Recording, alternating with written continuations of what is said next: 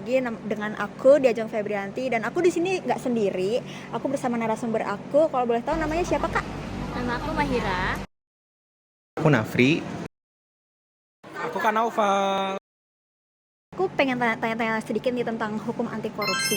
Nah, Kakak tahu nggak sih tentang peraturan atau undang-undang hukum anti korupsi di Indonesia tuh ada apa aja? Aduh, aku kurang tahu deh. Oke, it's okay, gak apa-apa, kurang tahu. Oke, pertanyaan kedua. Kakak pernah nggak sih ngerasa kalau misalkan hukum anti korupsi tuh bikin kakak tuh makin menjauhi gitu dari korupsi gitu? Merasa sih kalau menurut aku emang hukum anti korupsi tuh berfungsi banget buat menjauhkan orang-orang dari tindak korupsi. Karena emang apa ya, biar orang-orang jadi jera juga kali ya. Kayak biar orang-orang lebih aware juga nggak sih sama korupsi. Oke, aku setuju banget. Terus pertanyaan ketiga, kakak pernah nggak sih terlibat di kegiatan atau organisasi gitu di luar atau di dalam kampus? Aku saat ini lagi jadi salah satu staf di UKM dalam kampus. Oke, nah kakak pernah ngerasain juga nggak sih terjadi korupsi waktu? Karena kan korupsi nggak terkait dengan material doang kan, pernah juga tentang korupsi waktu. Nah kakak pernah nggak sih ngerasain di event atau kegiatan kampus atau di luar kampus gitu? Pernah, di waktu itu aku pernah ikut seminar gitu dari kampus. Terus surprisingly itu acaranya ngaret banget, jadi benar-benar makan waktu aku. Padahal aku setelah itu juga harus ada acara lain juga kan. Ya itu menurut aku udah masuk korupsi waktu. Oke, berarti pernah ya kak gitu. Oke, terus kakak percaya nggak sih dengan diterapkannya hukum anti korupsi itu akan mendatangkan investor gitu ke dalam negeri kita? Kalau aku percaya sih, karena emang dengan hukum anti korupsi ini mungkin investor bakal ngerasa lebih aman. Terus mereka juga ngerasa kayak apa ya, oh bisa nih kalau misalnya next kita invest lagi ke project yang di sini. Jadi itu bisa ngebantu ekonomi juga kan. Oke, mungkin segitu aja kak pertanyaan dari kami. Terima kasih udah berkontribusi. Yeay. Dadah. Kakak paham nggak sih konsekuensi kalau misalkan kakak tuh terlibat dalam tindakan korupsi? Misal aku paham sih kalau misalnya kan aku kan mahasiswa nih, aku tahu kayak misalnya konsekuensinya kayak misalnya kalau misalnya aku di kampus itu kayak ngelakuin hal-hal yang berbau korupsi, kayak misalnya aku bisa diskorsing atau enggak, reputasi nama aku jadi buruk. Terus juga misalnya aku juga mungkin ada kayak diberi denda mungkin karena mungkin berlebihan melakukan tindakan korupsinya, mungkin itu sih dari aku. Oke, keren. Berarti kakak udah paham ya tentang konsekuensi nih kalau misalkan kita terlibat di tindakan korupsi. Nah, kira-kira kakak apa ya, patuh nggak sih sama peraturan kampus yang tentang jangan mencontek kalau pas ujian gitu? Kalau jujur aku pernah mencontek, tapi setelah aku melakukan mencontek itu aku nyesel karena udah ngelakuin itu, karena ngerasa aku tuh ngerasa pasti kalau misalnya ngerjain sendiri dibanding sama nyontek tuh kepuasannya tuh beda. Karena jadi aku nyesel, nggak pengen ngulangin lagi. Oke, berarti lebih puas nggak sih kalau misalkan kita jawab soal pakai jawaban sendiri gitu? Puas banget Pas pastinya. banget.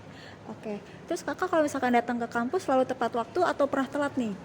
Kalau aku alhamdulillah selalu datang tepat waktu, karena aku ngerasa ingin menghargai waktu aja sih, menghargai waktu teman-teman, menghargai waktu dosennya juga, karena biar juga nanti kelarnya juga nggak mepet atau telat atau ngaret istilahnya ya.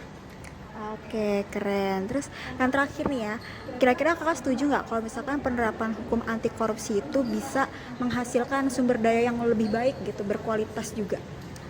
Aku sebenarnya nggak secara langsung, tapi secara tidak langsung aku percaya berpengaruh, karena kan dengan adanya kita disiplin waktu juga bisa meningkatkan efektivitas kita dalam bekerja atau dalam belajar.